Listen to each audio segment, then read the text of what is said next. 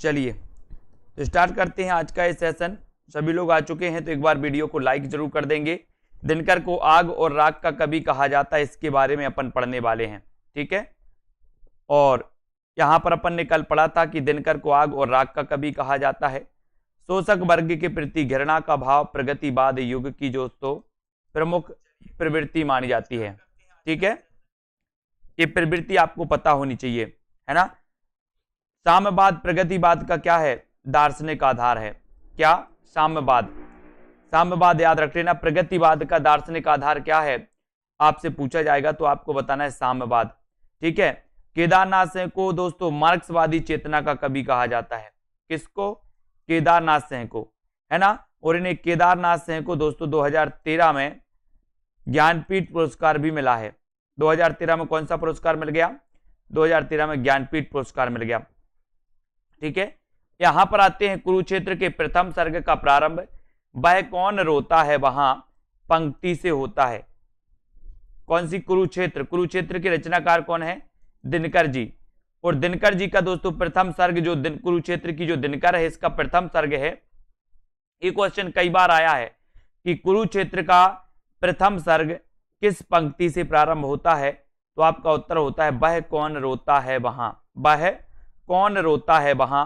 निराला की प्रगतिवादी चेतना से अनुप्राणित जो रचना है कुकुरमुत्ता है, रानी और कहानी है, गर्म पकौड़ी है, मास्को डायलॉग्स है दोस्तों, नए पत्ते, खजोहरा इत्यादि ये मानी जाती हैं, ठीक है। केदारनाथ अग्रवाल का काव्य यात्रा के आरंभिक दौर में बालेंदु नाम से कविताएं करते थे दोस्तों।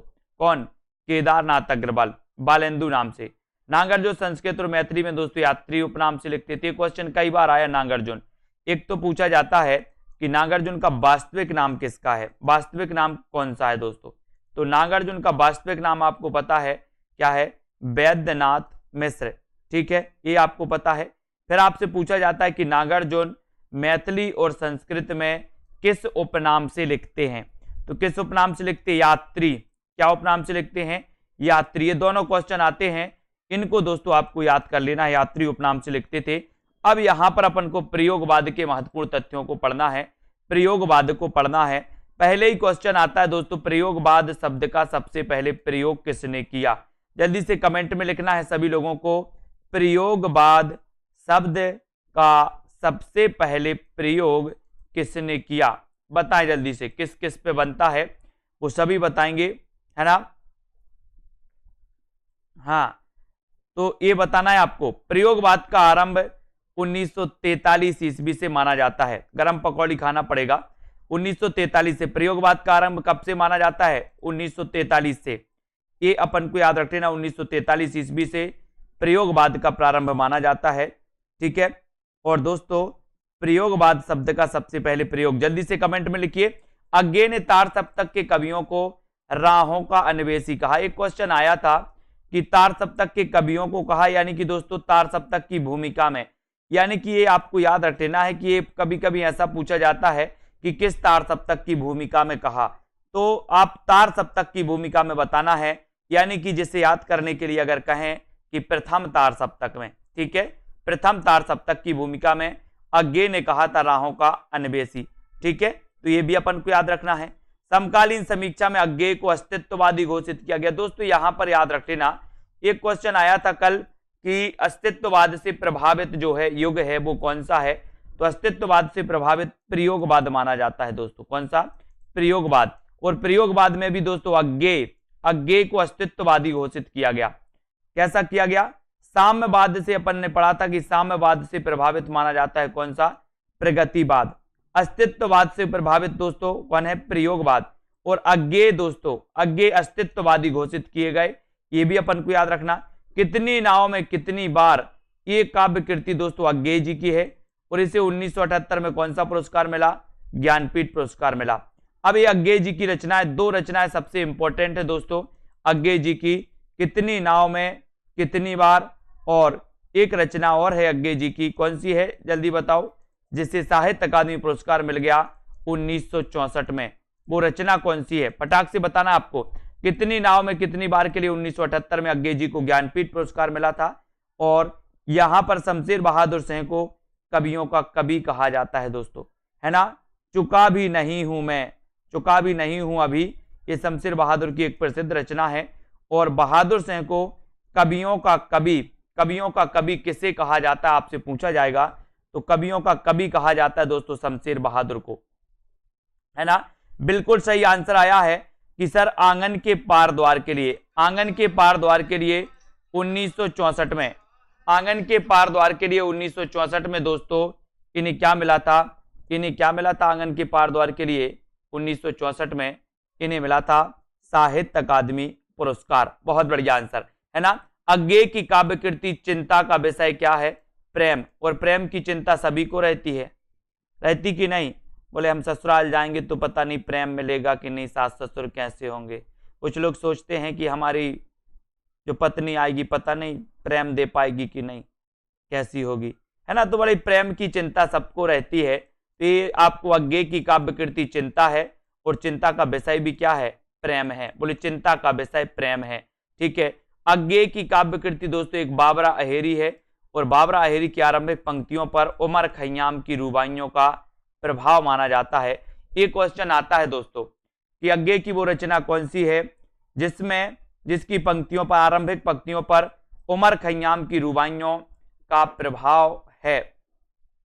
तो इनकी रचना है एक दोस्तों कौन सी, बाबरा अहेरी। कौन सी रचना है, बाबरा अहेरी, ठीक है। और बाबरा अहेरी की पंक्तियों पर उमर खय्याम की रुबाइयों का प्रभाव दिखता है। तो ये भी अपन को याद करना है, ठीक है। चिंता का विषय प्रेम है, ठीक है। कवियों का कवि शमशेर बहादुर। अज्ञे जी को ज्ञानपीठ पुरस्कार मिल गया, कितनी नाव में कितनी बार के लिए, ठीक है। अज्ञेयों को अस्तित्ववादी घोषित किया और कवियों को, तार सप्तक के कवियों को राहों का अन्वेषी कहा। ये भी अपन को याद रख लेना है, ठीक है।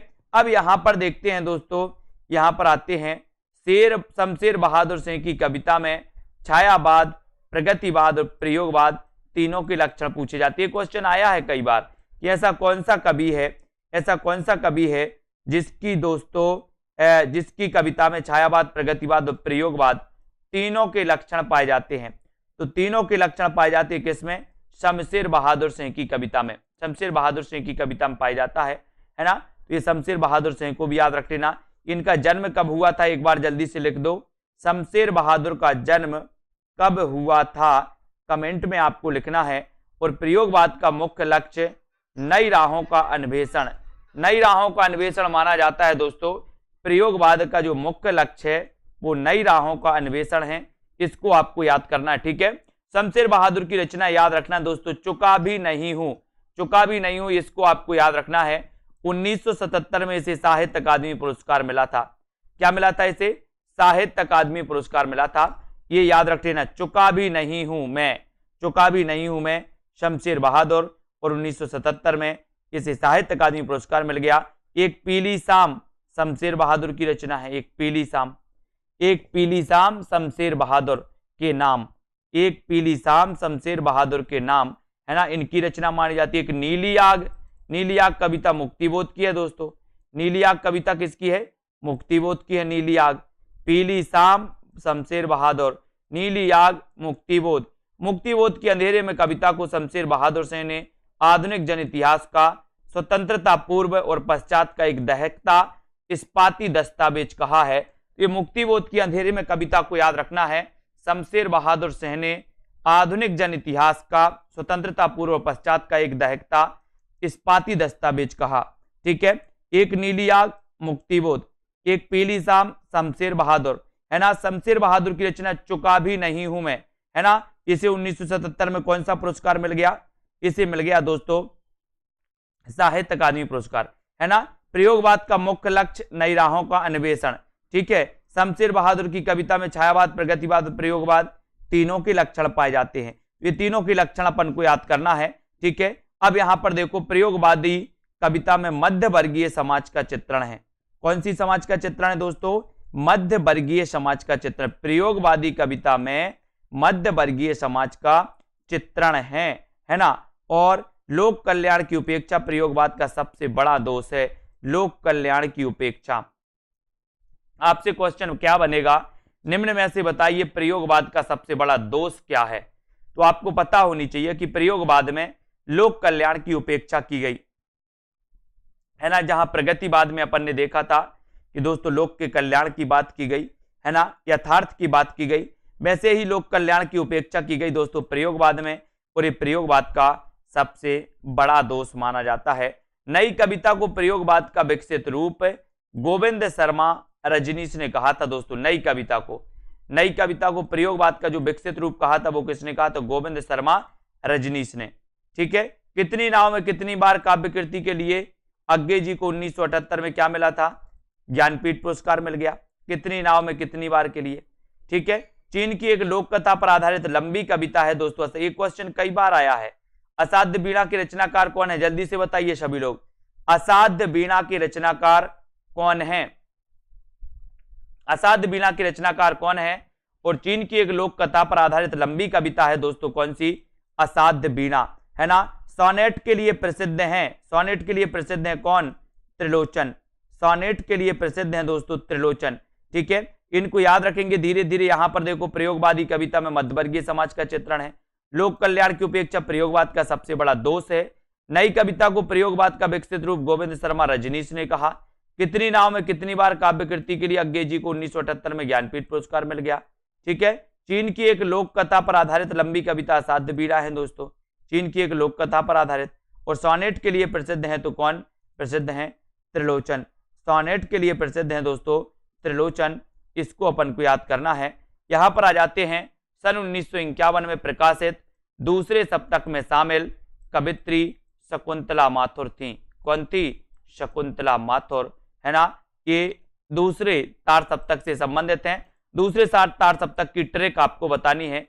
दूसरे तार सप्तक की ट्रिक क्या है? ये कब प्रकाशित हुआ था दोस्तों, है ना, याद रख लेना 1951 में ये द्वितीय तार सप्तक दोस्तों प्रकाशित हुआ था। और इससे संबंधित है शकुंतला माथुर या शकुंत माथुर, ऐसा भी आता है। तो अंधेरे में कविता किसकी है? मुक्ति बोध। बोले सर अंधेरे में तो मुक्ति हो जाती है, अंधेरे में क्या हो जाती है? मुक्ति। तो अंधेरे में कविता किसकी है? मुक्ति बोध की, है ना। कुआनो नदी काव्य संग्रह ये किसका है? सर्वेश्वर दयाल सक्सेना का। कुआं और नदी का क्या करना है? सर्वे करना है। तो कुआनो नदी सर्वेश्वर दयाल सक्सेना। अज्ञे ने कुल 4 सप्तकों का प्रकाशन किया है दोस्तों। कौन कौन से हैं वो 4 तार सप्तक? बोले सर 1943 में तार सप्तक, फिर 1951 में, फिर दोस्तों 1959 में, ठीक है, 1959 में, फिर 1979 में। तो कुल मिला के 4 तार सप्तकों का प्रकाशित किया है किसने? अज्ञे जी ने। ठीक है, प्रयोगवाद के प्रवर्तक कौन है? अज्ञे। ये आपको याद रख लेना है, प्रयोगवाद के प्रवर्तक कौन है। एक चीज माइंड में रखो दोस्तों कि जो प्रथम तार सप्तक है उसे तार सप्तक कहा जाता है। फिर द्वितीय तार सप्तक को तार सप्तक नहीं कहा जाता, द्वितीय सप्तक कहा जाता है। द्वितीय सप्तक, तृतीय सप्तक, तीसरा सप्तक, चौथा सप्तक, है ना। तो सप्तक से आप समझ जाना। और तार सप्तक, है ना, तार सप्तक प्रथम तार सप्तक को कहा जाता है, यानी कि जो सबसे पहले प्रकाशित हुआ था उसको। ठीक है, दोआब शमशेर की रचना है दोस्तों। दोआब में शेर पानी पीता है। बोले सर दोआब में, दोआब, है ना, दोआब याद रखते ना, जहां संगम रहता ना नदियों का, दोआब। ठीक है, तो ये शेर पानी पीता, बोले सर दोआब में। तो दोआब ये शमशेर बहादुर की रचना है। ठीक है, चांद का मोह टेढ़ा हो जाता है मुक्ति के बाद। मुक्ति के बाद क्या होता है? मुक्ति के बाद चांद का मोह टेढ़ा हो जाता है। अस्तित्ववाद ने प्रयोगवाद को सर्वाधिक प्रभावित किया, अस्तित्ववाद ने, है ना। और शकुंतला माथुर द्वितीय तार सप्तक की कवित्री हैं दोस्तों, और कीर्ति चौधरी तृतीय सप्तक की कवित्री मानी जाती हैं। तो आपको पता है दोस्तों कि इसमें 3 कवित्रियां थी। कौन कौन सी? द्वितीय में थी शकुंतला माथुर, तृतीय में कीर्ति चौधरी, और चतुर्थ में सुमन राजे, है ना। प्रथम जो तार सप्तक था दोस्तों, उसमें कोई कवित्री शामिल नहीं थी। ये आपको याद रखना है। ठीक है, यहां पर आते हैं काव्य रचना है दोआब, काव्य रचना। यहां पर देखो, है ना, 1951 में दूसरे सप्तक में शामिल कवित्री शकुंतला माथुर थी। अंधेरे में कविता, अंधेरे में दोस्तों मुक्ति हो जाती। बोले सर आपको अंधेरे बंद कमरे में दोस्तों, है ना, अंधेरे में बंद कर दिया जाए तो आप क्या हो जाएगा? आपकी मुक्ति हो जाएगी। बोले सर ऐसा मत करना, अभी पेपर देना है, सिलेक्शन चाहिए, है ना। तो ये मुक्ति बोध, कुआनो नदी सर्वेश्वर दयाल सक्सेना, कुआं और नदी। अज्ञे ने कुल 4 सप्तक प्रकाशित किया, आपको पता चल गया। 1943, 1951, 1959 और 1979, है ना। प्रयोगवाद के प्रवर्तक कौन है, तब आपका उत्तर हो जाता है अज्ञे। दोआब शमशेर बहादुर की रचना है, ठीक है। चांद का मुंह टेढ़ा हो जाता है, बोले सर मुक्ति के बाद, मुक्ति के बाद, ठीक है। अस्तित्ववाद से प्रभावित है दोस्तों कौन, प्रयोगवाद। अस्तित्ववाद से प्रभावित है प्रयोगवाद, ठीक है। शकुंतला माथुर द्वितीय तार सप्तक की कवित्री हैं और कीर्ति चौधरी तृतीय तार सप्तक की कवित्री हैं। तो ये चीज आपको याद करनी है धीरे धीरे।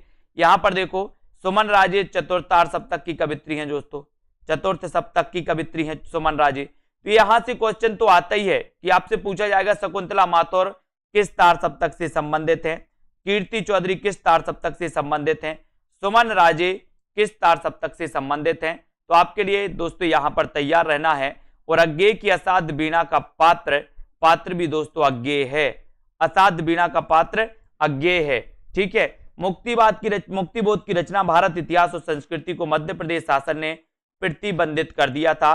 किसको, भारत इतिहास और संस्कृति। ये क्वेश्चन आया है कई बार, ये क्वेश्चन आपको याद करना है कि मुक्तिबोध की वह रचना कौन सी है जिसको भारत सरकार ने, मध्य प्रदेश सरकार ने, है ना, प्रतिबंधित कर दिया था। वो रचना आपसे पूछी जाएगी। तो वो रचना कौन सी है, आपने पढ़ ली है, भारत इतिहास और संस्कृति। कौन सी रचना है, भारत इतिहास और संस्कृति। ये मुक्तिबोध की रचना मानी जाती है, ठीक है। मध्य प्रदेश शासन ने दोस्तों इसको प्रतिबंधित कर दिया। धर्मवीर भारती की रचना कनुप्रिया में राधा के नवीन रूप का वर्णन है दोस्तों, है ना। धर्मवीर भारती की रचना कौन सी, कनुप्रिया। और कनुप्रिया में राधा के नवीन रूप का वर्णन है। कनुप्रिया, कानों को प्रिय है धर्म, तो धर्मवीर भारती की रचना है कनुप्रिया, ठीक है। घोर अहमनिष्ठ व्यक्तिवाद प्रयोगवाद की विशेषता है। घोर अहमनिष्ठ व्यक्तिवाद ये प्रयोगवाद की, अहम की भावना थी दोस्तों प्रयोगवाद में, है ना। मुक्तिबोध की कविता अंधेरे में रहस्य पुरुष का बिंब है दोस्तों। इसमें रहस्य पुरुष का, रहस्य तो रहता ही अंधेरा में, रहस्य बोले अंधेरा का रहस्य कोई नहीं जानता, तो अंधेरे में रहस्य पुरुष का बिंब है। और संपूर्ण साहित्य के लिए नरेश मेहता को 1992 में कौन सा पुरस्कार मिला था दोस्तों, ज्ञानपीठ पुरस्कार मिला था। कब, 1992 में। रूपांबरा अज्ञेय की रचना मानी जाती है। रूपांबरा याद रखना है, रूपांबरा की रचनाकार कौन है, तब आपको लगाना है अज्ञेय। क्या लगाओगे, अज्ञेय, ठीक है। संवेदनात्मक ज्ञान और ज्ञानात्मक संवेदन सूत्र के प्रयोक्ता कौन है, ये मोस्ट इंपोर्टेंट आईएमपी क्वेश्चन है दोस्तों। प्रश्न पिछले आपके टीजीटी पीजीटी में आया हुआ था कि संवेदनात्मक ज्ञान और ज्ञानात्मक संवेदन सूत्र के प्रयोक्ता कौन माने जाते हैं, तब आपका उत्तर जाता है मुक्तिबोध। कौन माने जाते हैं, मुक्तिबोध। ठंडा लोहा धर्मवीर भारती की रचना है दोस्तों, ठंडा लोहा, ठीक है। बाज सिरबा के बहाने कुंवर नारायण की रचना है। बाज सिरबा के बहाने किसकी रचना है, कुंवर नारायण की। आत्मजयी कुंवर नारायण की रचना है, आत्मजयी, ठीक है, वेरी गुड। और तोड़ने ही होंगे मठ गढ़, यह पंक्ति किसकी है, तो मुक्तिबोध की है। तोड़ने ही होंगे मठ और गढ़ मुक्तिबोध की ये मानी जाती है, ठीक है। इसको देखो, भूल गलती मुक्तिबोध की रचना है दोस्तों, भूल गलती। आपसे पूछा जाएगा भूल गलती के रचनाकार कौन है, तब आप क्या लगाओगे, बोले भूल और गलती से मुक्ति हो गई सर, है ना, भूल गलती से मुक्ति हो गई। अज्ञेय की असाध्य वीणा कैसी है, लंबी कविता है, असाध्य वीणा कैसी कविता है, लंबी, ठीक है। आत्महत्या के विरुद्ध कविता संकलन के कवि हैं रघुवीर सहाय। आत्महत्या के विरुद्ध कविता संकलन के विरुद्ध हैं रघुवीर सहाय। कविता संकलन के जो दोस्तों कवि हैं वो कौन है, रघुवीर सहाय। आत्महत्या के विरुद्ध सतपुड़ा के जंगल भवानी प्रसाद दोस्तों मिश्र की रचना मानी जाती है। सतपुड़ा के जंगल, सतपुड़ा के घने जंगल, ऊंगते अनमने जंगल, है ना। 7 गीत वर्ष धर्मवीर भारती, बोले हमें वर्ष में 7 गीत गाना है, 7 गीत एक वर्ष, है ना, याद रखिएगा 7 गीत वर्ष धर्मवीर भारती, ठीक है। यहां पर आ जाते हैं अपन, संवेदनात्मक ज्ञान और ज्ञानात्मक संवेदन सूत्र के प्रयोक्ता मुक्तिबोध है, ठीक है। ठंडा लोहा धर्मवीर भारती की रचना है। बादशरबा के बहाने कुंवर नारायण की रचना है, ठीक है। आत्मजयी ये कुंवर नारायण की रचना है। तोड़ने ही होंगे मठ गढ़ ये पंक्ति मुक्तिबोध की है दोस्तों, ठीक है। भूल गलती मुक्तिबोध की रचना है।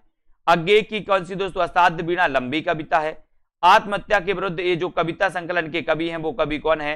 रघुवीर सहाय। आत्महत्या के विरुद्ध सतपुड़ा के जंगल भवानी प्रसाद मिश्र की रचना है और 7 गीत वर्ष के रचनाकार धर्मवीर भारती हैं। इनको अपन को याद करना है। फिर आगे हम यहां पर देखेंगे हरी घास पर क्षण भर, ये दोस्तों किसकी कृति है? तो ये कृति है अज्ञेय की। अज्ञेय का जन्म कब हुआ था? एक बार जल्दी से कमेंट में लिख दो। हरी घास पर क्षण भर के रचनाकार कौन है? अज्ञेय जी है। साकी विजय देव नारायण शाही का काव्य संग्रह है दोस्तों। साकी, साकी किसकी? साकी और मछली घर। ये साकी विजय देव नारायण शाही का काव्य संग्रह माना जाता है। और सागर मुद्रा के लेखक कौन है? तो अज्ञेय। सागर में मुद्रा मिलेगी, मैं अगर बोलूं कि सागर में मुद्रा मिलेगी, बोलो क्या बोलोगे आप? अज्ञेय, अज्ञेय, है ना। और एक खुशी की बात है दोस्तों, self study classes YouTube channel के पूरे आज 2,50,000 सदस्य दोस्तों बन चुके हैं। हमारा परिवार 2,50,000 लोगों का बन चुका है सेल्फ स्टडी क्लासेस, है ना। तो सागर मुद्रा, अज्ञेय, नई नई काव्य धाराओं के अनेकानेक कवियों की रचनाओं को प्रकाशित करके भी उनकी सर्वाधिक आलोचना के पात्र बन जाने वाले कवि अज्ञेय हैं दोस्तों। कौन है? अज्ञेय। यानी कि प्रयोगवाद में सबसे ज्यादा जो विरोध किया वो किसका हुआ दोस्तों? अज्ञेय का हुआ, है ना। अज्ञेय का दोस्तों विरोध किया इन्होंने, है ना। आलोचना के पात्र बन गए और अज्ञेय ने प्रयोगवाद का विरोध किया। ठीक है। नई नई काव्य धाराओं के अनेक कवियों की रचनाओं को प्रकाशित करके भी उनकी सर्वाधिक आलोचना भाई किसकी? अज्ञेय की, है ना। और आत्मजयी रचना में पौराणिक चरित्र नचिकेता के माध्यम से कवि का अपना मत व्यक्त करता है ना। कवि का आत्मजयी किसकी रचना है? बताइए जल्दी से। आत्मजयी के रचनाकार कौन है ना, ये आपको बताना है। और यहां पर जाते हैं, ठीक है। अज्ञेय की चर्चित कविताएं, ये सब आप लोगों की दोस्तों, आप लोगों के सहयोग से ही संभव हो रहा है कि आज अपना परिवार बहुत आगे बढ़ रहा है, अपन आगे बढ़ रहे हैं कहीं ना कहीं, है ना। क्योंकि मैं अकेला कुछ नहीं कर सकता, आप लोगों का साथ है ना। तो दोस्तों सबका साथ सबका विकास, आप भी पढ़ाई करें, लोगों को भी करवाएं। अज्ञेय की चर्चित कविताएं असाध्य वीड़ा, कलगी बाजरे, सांप नदी के दीप, हरी घास पर क्षण भर, जितना तुम्हारा सच, ए दीप अकेला, ये दोस्तों अज्ञेय की चर्चित कविताएं मानी जाती हैं। चर्चित कविताएं। मुक्तिबोध की चर्चित कविताएं अंधेरे में, ब्रह्म राक्षस, अंतःकरण का आयतन और भूल गलती, ये भी अपन को याद रख लेना, ये मुक्तिबोध की चर्चित कविताएं मानी जाती हैं। यहां पर आते हैं दोस्तों, हरी घास पर क्षण भर अज्ञेय की कृति है, ठीक है। यहां पर देखो साकी विजयदेव नारायण का दोस्तों काव्य संग्रह है, ये भी आपका पता चल गया। सागर मुद्रा के लेखक कौन है? अज्ञेय, सागर मुद्रा के, ठीक है। नई नई काव्य धाराओं के अनेक कवियों की रचनाओं को प्रकाशित करके भी उनकी सर्वाधिक आलोचना के पात्र बन गए। कौन बन गए? अज्ञेय जी बन गए, ठीक है, अज्ञेय जी, ठीक है। आत्मजयी रचना में पौराणिक चरित्र नचिकेता के माध्यम से दोस्तों कवि अपना मत व्यक्त करता है, कवि अपना मत व्यक्त करता है ना। अज्ञेय की चर्चित कविताएं असाध्य वीणा और कलगी बाजरे, सांप नदी के दीप, हरी घास पर क्षण भर और जितना तुम्हारा सच, यह दीप अकेला, ये अज्ञेय जी की कुछ चर्चित कविताएं हैं, ठीक है। इसको भी अपन को याद रख लेना है। अब यहां पर देखो मुक्तिबोध की चर्चित कविताएं अंधेरे में, अंधेरे में, है ना। अंधेरे में इनकी कुछ चर्चित कविताएं हैं। ब्रह्म राक्षस है इनकी रचना, अंतःकरण का आयतन मुक्तिबोध, है ना, और भूल गलती ये मुक्तिबोध की रचना है, ठीक है।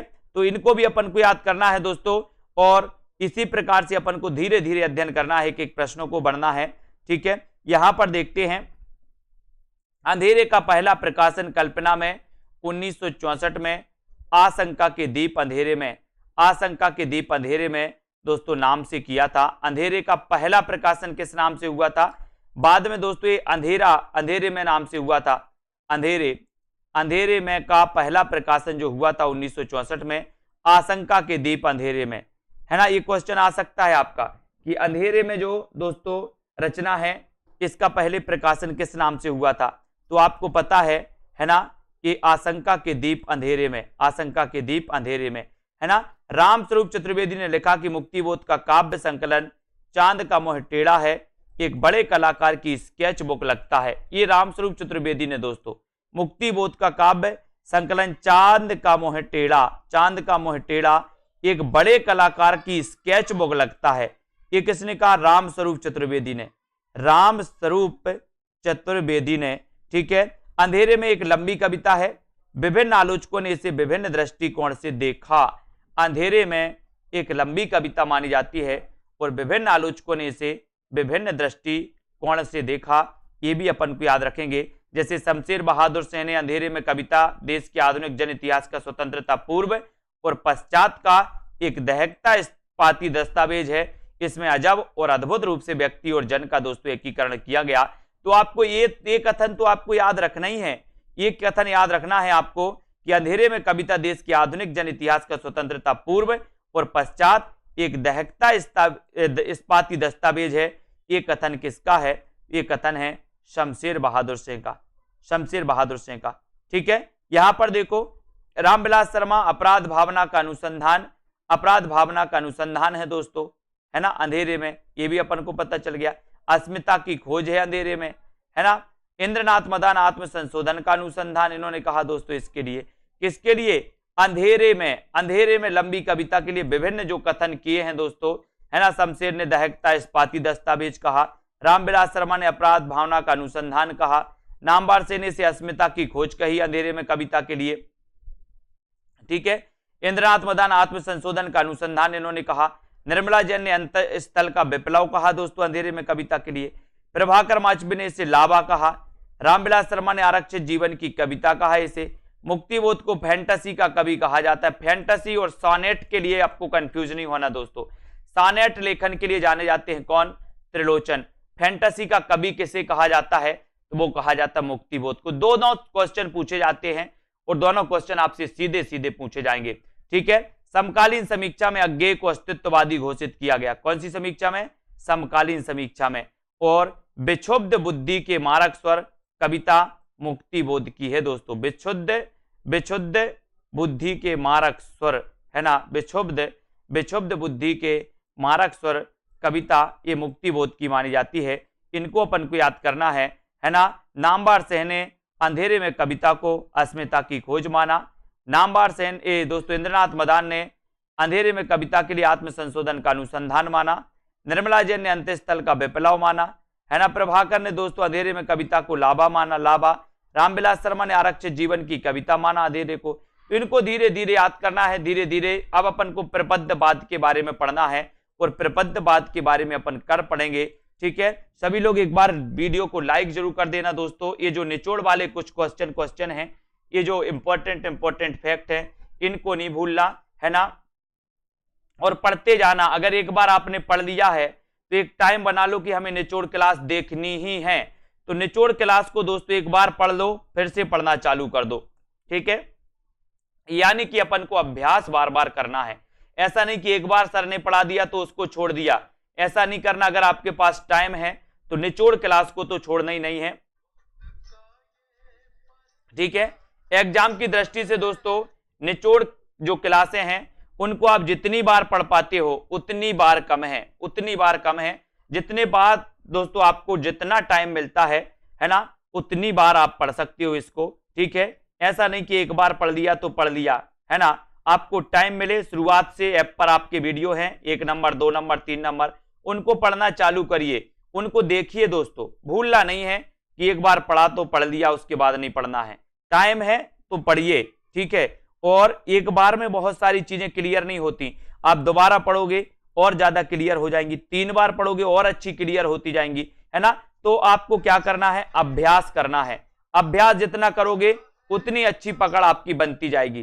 ठीक है, तो सभी साथियों को धन्यवाद। इसी प्रकार से पढ़ते रहें, अध्ययन करते रहें। और एक बड़ी अच्छी बात है कि आज अपना सेल्फ स्टडी क्लासेस का जो परिवार है यूट्यूब पर 2,50,000 सदस्यों का ये परिवार बन चुका है दोस्तों, है ना। तो अशोक जी ये ऐप पर पूरी उपलब्ध है, ऐप पर उपलब्ध है। आप ऐप में जाइए, ऐप में निचोड़ क्लास का एक फोल्डर बना है, उसमें आपको पूरी क्लासें मिल जाएंगी, ये निचोड़ वाली। ठीक है, बहुत बढ़िया। सभी साथियों को धन्यवाद कि आप लोगों के सहयोग से आज सेल्फ स्टडी क्लासेस दोस्तों बहुत आगे बढ़ रहा है और निरंतर बहुत सारे सदस्य इससे जुड़ते जा रहे हैं। और इसी प्रकार से सभी लोग सहयोग करते रहें, है ना। कोई अकेला व्यक्ति कुछ नहीं कर सकता, एक दूसरे के सहयोग से ही दोस्तों अपन को बढ़ना है, आगे बढ़ना है, निरंतर तरक्की करना है, बढ़ते जाना है। और दोस्तों इसी प्रकार से अध्ययन करना है और पढ़ते रहें। ठीक है, सभी साथियों को बहुत बहुत धन्यवाद। अब अपना लक्ष्य होगा 3 लाख सदस्यों का, है ना, 3 लाख सदस्यों का लक्ष्य होगा दोस्तों, ठीक है। और दोस्तों एक विशेष उपलब्धि आप लोगों के लिए इससे उसमें दोस्तों काय में इसके लिए जो भी हमारे साथी मॉडल पेपर लेना चाहते हैं पेड वाले, है ना, इस बहुत अच्छी खुशी के लिए दोस्तों आपको ये जो मॉडल पेपर हैं आपके लिए 350 में मिलेंगे। आज इतनी अच्छी खुशी है। और दोस्तों इस खुशी में एक ऑफर आपके लिए भी है कि आप जो मॉडल पेपर जिसको भी अब लेना हो, है ना, तो अपने जितने भी पेड मेंबर हैं जिसको टीजीटी पीजीटी का मॉडल पेपर लेना है, तो ये आप 2 दिन में दोस्तों 2 दिन के लिए आपके लिए ऑफर दे दिया जाता है कि आप 350 में इस मॉडल पेपर में एडमिशन ले सकते हैं, है ना। बाकी का सेल्फ स्टडी क्लासेस देखेगा आप लोगों के लिए, ठीक है। तो 350 आप लोगों के लिए, ठीक है, बहुत बढ़िया। मॉडल पेपर में जिनको लेना हो सिर्फ पेड मेंबर के लिए ऑफर है, ठीक है। धन्यवाद सभी साथियों के लिए, है ना। और फिर मिलते हैं दोस्तों अगली क्लास 5 वाली क्लास में, और फिर मिलते हैं 6:30 वाली क्लास में, ठीक है। बहुत बढ़िया, धन्यवाद, जय हिंद।